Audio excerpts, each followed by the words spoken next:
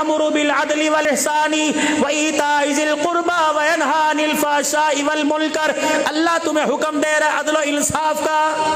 ہے بازار کے اندر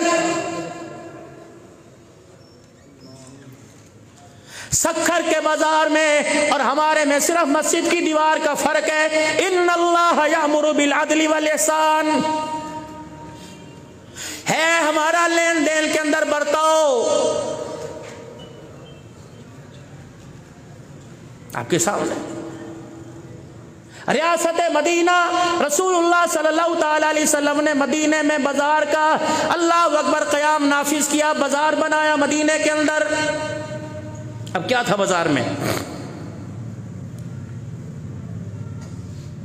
مکے کے لوگ، عرب کے لوگ جب میرے عزیزوں اپنے گھر سے تجارت کا سامان لے کے چلتے ہیں، تھوڑا سا سامان لے کے چلتے ہیں، جب کسی آبادی شہر میں آتے وہاں آ کر سامان بیچتے ہیں، پھر وہاں دیکھتے کہ یہاں کے لوگوں کا لین دین کیسا، یہاں کے لوگوں کا کاروبار کیسا، یہاں کے لوگوں کا ناپ تول کیسا، یہاں کے لوگوں کا عوام کے ساتھ گاہکوں کے ساتھ رویہ کیسا.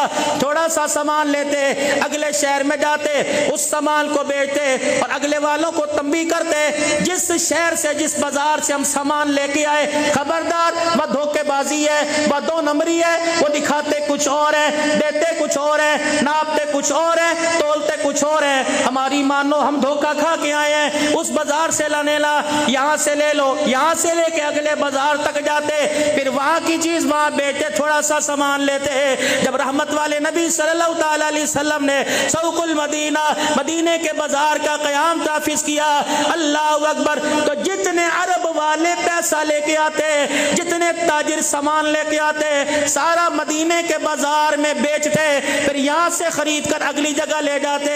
پھر راستے میں جتنے قافلے ہوتے، جتنے تجارتی قافلے ہوتے، روک روک کے پیغام دیتے عرب کے کسی کونے میں، عرب کے کسی بازار میں اپنے سامان کو نہ بیچنا. اگر بازار میں سامان بیچنا ہے تو مدینے والے کے بازار میں سامان بیچنا. ہم نے وہاں امینوں سے بڑا امین کوئی نہیں دیکھا، سچوں سے بڑا سچا کوئی نہیں دیکھا، تاجر سے بڑا تاجر کوئی نہیں دیکھا، ناپ تولنے میں بڑا کوئی ہم نے ناپ تولنے والا نہیں دیکھا. اللہ اکبر، اس بازار کا قیام کوئی تاجر کرے گا، کوئی علاقے کا میرے عزیزوں کوئی بڑا کرے گا، لیکن مدینے کے بازار کا قیام جناب محمد مصطفیٰ صلی اللہ تعالی علیہ وسلم نے نافذ کیا.